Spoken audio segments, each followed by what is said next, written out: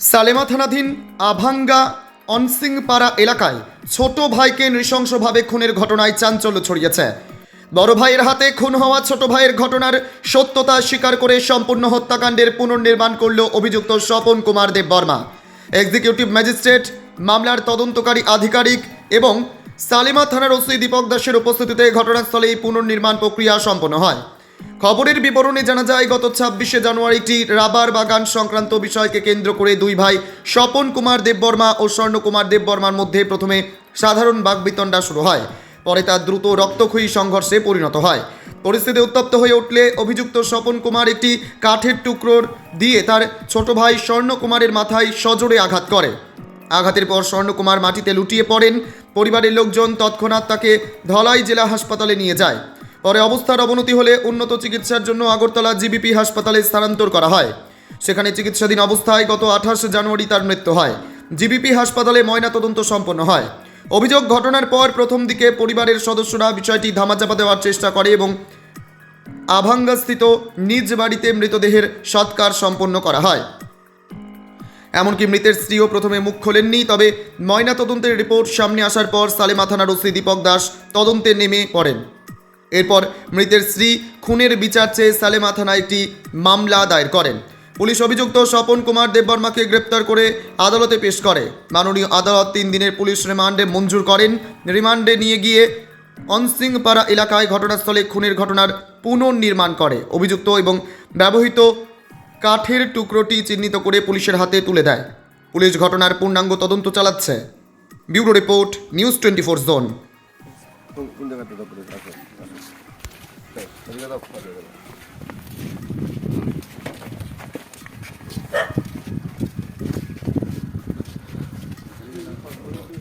এখানে এই ঘরের ভিতরে কুমার আর মা আর দয়ামা। হ্যাঁ দয়ামতি এই ঘরের ভিতরে বস। হ্যাঁ তারপরে ঝগড়া করছে এখানে এখানে পাক ঘরে বসে। তারপরে ঘটনাটা কোন জায়গাটা ঘটছে? হ্যাঁ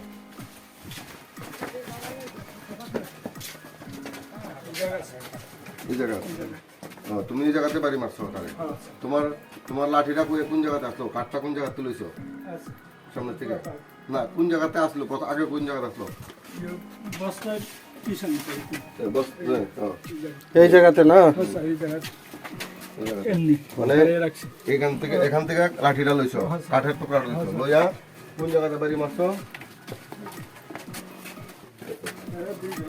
এখানে। হ্যাঁ এদিকে ঘুরে দেখাও। আচ্ছা, কোন জায়গাতে বাড়ি দিছো? এখানে বাড়ি দিছো।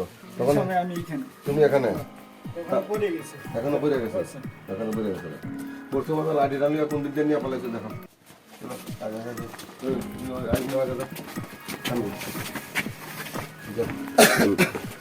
লাঠিটা কোন জায়গায় ফলাইছো?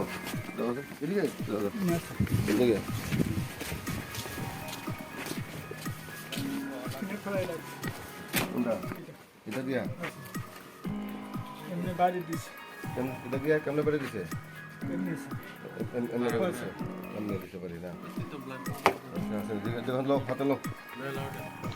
ঘটনাটি গত 26শে জানুয়ারি 2026 জানুয়ারির দিন সন্ধ্যার সময় সালেমা থানাধীন আভাঙ্গার অনসিং চৌধুরীপাড়ায় সন্ধ্যা রাতে এই রাবার বাগানের ব্যাপার নিয়ে দুই ভাইয়ের মধ্যে একটি ঝগড়া বিবাদ হয়। এই ঝগড়া বিবাদের মধ্যেই বড় ভাই হঠাৎ করে উত্তেজিত হয়ে ছোট ভাইয়ের মাথায় একটি কাঠের ফাইল দিয়ে আঘাত করার ফলে তৎক্ষণাৎ সে ছোট ভাই মাটিতে লুটিয়ে পড়ে। তখন তার আত্মীয় স্বজন, তার মিসেস এবং উপস্থিত লোকজন তাকে সঙ্গে সঙ্গে কুলে হাসপাতালে নিয়ে যায়। কুলে হাসপাতালে নিয়ে যাওয়ার পর সেখানে কর্তব্যরত ডাক্তারবাবু তার শারীরিক অবস্থা বিবেচনা করে তাকে তৎক্ষণাৎ জিবি হাসপাতালে রেফার করেন। এখন তারপর জিবি হাসপাতালে গিয়ে ওনাকে ভর্তি করা হয়। ভর্তি করানোর পর চিকিৎসারত অবস্থায় গত 28 তারিখ ভোরবেলা ছোট ভাই, নাম হলো স্বর্ণ কুমার দেববর্মা, জিবি হাসপাতালে মৃত্যু হয় তার মাথার আঘাতের ফলে। তো মৃত্যু হওয়ার পর ওখানে জিবি হাসপাতালে জিবি আউটপোস্ট, টাউন আউটপোস্ট তার মৃতদেহের ময়নাতদন্ত ব্যবস্থা করে, ময়নাতদন্তের ব্যবস্থা করার পর সালামা থানাকে ইন্টিমেশন দেয়। কিন্তু ওই যে পরিবার, যে ভিকটিম পরিবার, থানাতে কোনো রকমের ইন্টিমেশন দেয়নি এবং থানাকে জানায়নি ব্যাপারটা। তারা ডেড বডি পোস্টমর্টম করার পর তারা বাড়িতে নিয়ে আসে, তার সৎ কাজ করে ফেলে, কিন্তু থানাতে কোনো রিপোর্ট আউট করেনি এবং থানাতে ব্যাপারটি থানাকে অবহিত করেনি। তারপর আমরা জিবি হাসপাতাল থেকে মেসেজ পাওয়ার পর ইনকোয়ারি করে দেখি যে ঘটনা ঠিক। তৎক্ষণাৎ ইনকোয়ারি চলাকালীন অবস্থায় যে মৃত ব্যক্তি, ওনার স্ত্রী গত 1 তারিখ দুপুরবেলা সালামা থানায় এসে লিখিত অভিযোগ করেন। সেই লিখিত অভিযোগ পেয়ে আমরা একটি মার্ডার কেস রেজিস্টার করার পর আমরা ওই আসামিকে, যে বড় ভাই নাম হলো স্বপন কুমার দেববর্মা, আসামিকে আমরা অ্যারেস্ট করে তাকে পুলিশ রিমান্ড চেয়ে আমরা কমলপুর আদালতে প্রেরণ করি। মহামান্য আদালত আমাদের পুলিশ রিমান্ডের প্রেয়ার মঞ্জুর করেন।